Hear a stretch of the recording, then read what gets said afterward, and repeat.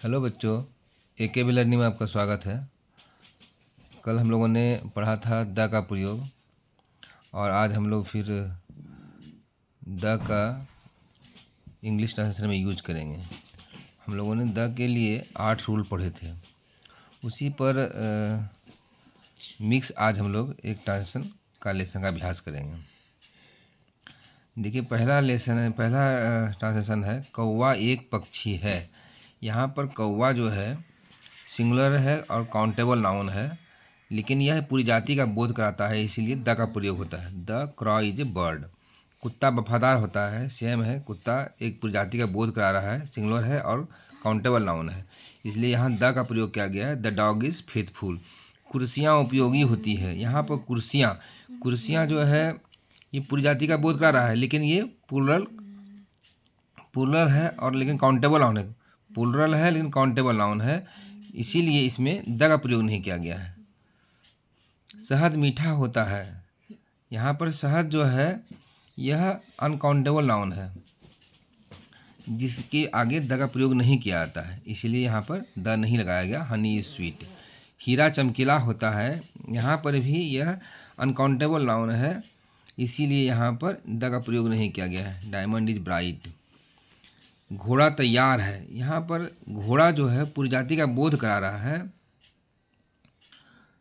लेकिन यहाँ पर ऐसे घोड़े के बारे में बताया गया है जो कि खास है, निश्चित है, या हम जानते हैं, उसको जानते हैं। बोलने वाला जो बोल रहा है, लिखने वाला यहाँ पर है कि घोड़ा तैयार है, तो वो घोड़ा तैयार है, किसी एक पर्टिकुलर खास घोड़े के बारे में बात किया जा रहा है, इसलिए द का प्रयोग किया जाता है। और हम जानते हैं कि कोई खास हो, निश्चित हो, जानकार हो, जानने वाला चीज़ हो, तो वह चाहे सिंगुलर हो, प्लूरल हो, काउंटेबल हो, अनकाउंटेबल हो, उसके आगे द का प्रयोग किया जाएगा। जैसे घोड़े तैयार हैं, ये भी किसी खास घोड़े के बारे में बताया जा रहा है कि घोड़े तैयार हैं, तो द हॉर्सेस आर रेडी। दरवाज़ा खुला हुआ। ऐसे यहाँ पर प्लूरल है और काउंटेबल नाउन है, तो यहाँ पर द का प्रयोग नहीं होता, लेकिन ये घोड़े जो हैं उस घोड़े के बारे में बात किया जा रहा है जो जाना हुआ है, जानते हैं जिसके बारे में। दरवाज़ा खुला हुआ है, तो ये खास जो जानकारी में हमारे है, दरवाज़ा खुला हुआ है, उसके बारे में बात किया जा रहा है, इसलिए द डोर इज़ ओपन का किया गया है। दरवाजे खुले हुए हैं। The doors are open. यहाँ भी एक खास दरवाजे के बारे में बात किया जा रहा है कि वो खुले हुए हैं। आम कच्चा था, तो आम जो है इससे पूरे आम के बारे में पता चलता है।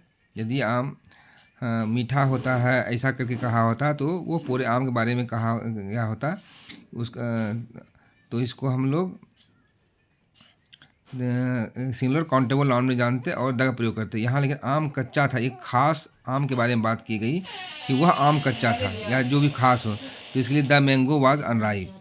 सड़कें साफ़ नहीं थी। जो सड़कें साफ़ नहीं है, कौन सी सड़कें साफ़ नहीं है, तो बताया गया कि सड़कें साफ़ नहीं थी।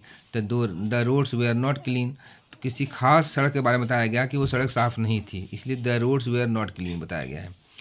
फिर नेक्स्ट है बच्चा नटखट होता है। ये जो बच्चा है सिंगुलर काउंटेबल नाउन के बारे में बताया गया है, जिससे कि पूरे बच्चे के बारे में बोध होता है, पूरा बच्चा जाति के बारे में बोध हो रहा है, तो इसलिए द चाइल्ड इज नॉटी कहा गया है। बच्चा उदास है। यहाँ भी ये बच्चा उदास है, क्या बच्चा, एक खास बच्चे के बारे में बात किया गया है कि बच्चा उदास है, वह बच्चा मतलब कोई एक बच्चा उदास है, उसी खास बारे में बात किया गया है, इसीलिए यहाँ द लगाया गया। बच्चे नटखट होते हैं। ये पूरे बच्चे जाति के बारे में बताया गया है और प्लूरल है, काउंटेबल भी है, लेकिन प्लूरल और काउंटेबल सिर्फ होता तो वहाँ पर द का प्रयोग नहीं होता। यहाँ पर बच्चे नटखट होते हैं, यह बताया गया, प्लूरल है और अनकाउंटेबल नाउन है, तो इसीलिए इसमें द का प्रयोग नहीं किया गया है। किसी खास बच्चे के बारे में नहीं बताया गया है। यहाँ जनरल बारे में बात की गई है, बच्चे से पूरी जाति का बोध हो रहा है, वहाँ पर इस सेंस में कहा गया है, इसीलिए ये प्लूरल है, अनकाउंटेबल नाउन है, इसके साथ में द का प्रयोग नहीं होगा। पानी गंदा है। ये पानी किसी खास पानी के बारे में बताया गया है कि पानी गंदा है, इसलिए द वाटर इज डर्टी किया गया है, क्योंकि ये तो अनकाउंटेबल नाउन है। ये जो पानी गंदा है, ये कौन सा है, अनकाउंटेबल नाउन है, यहाँ पर द का प्रयोग नहीं होता, लेकिन यहाँ पर किसी खास पानी के बारे में बात किया गया है, तो इसीलिए द वाटर इज डर्टी। यही यहाँ पर होता कि सोना पीला होता है या पीला है, इसी सोना पीला होता है तो क्या बोलेंगे, गोल्ड इज येलो। लेकिन यहाँ पर वो था क्या, पूरे गोल्ड के बारे में बताया गया था और अनकाउंटेबल नाउन था, इसीलिए उसमें द का प्रयोग नहीं होगा। लेकिन इसमें पानी गंदा है, किसी खास पानी के बारे में बताया गया, इसलिए यह द वाटर इज डर्टी। प्रशांत महासागर बहुत गहरा है, तो इसमें क्या है, प्रशांत महासागर क्या है, दुनिया में एक ही है। बताया गया था, कल हम लोग पढ़े थे कि जो दुनिया में एक ही हो उसके आगे द का प्रयोग किया था। तो प्रशांत महासागर बहुत गहरा है, प्रशांत महासागर दुनिया में एक ही है, इसलिए the Pacific ocean is very deep. यहाँ पैसिफिक ओशन के आगे द का प्रयोग किया गया। हिमालय एक पहाड़ है, हिमालय भी दुनिया में एक ही है, इसीलिए द हिमालय, द इसके हिमालय के आगे द लग गया, the Himalayas is a mountain. तो इस तरह से हम लोग देख रहे हैं एक मिक्स यहाँ सेंटेंस था, इसका हम लोगों ने प्रयोग देखा, इसमें द का प्रयोग देखा।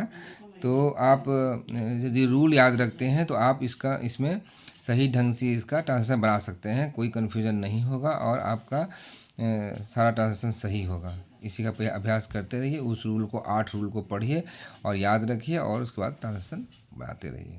Thank you.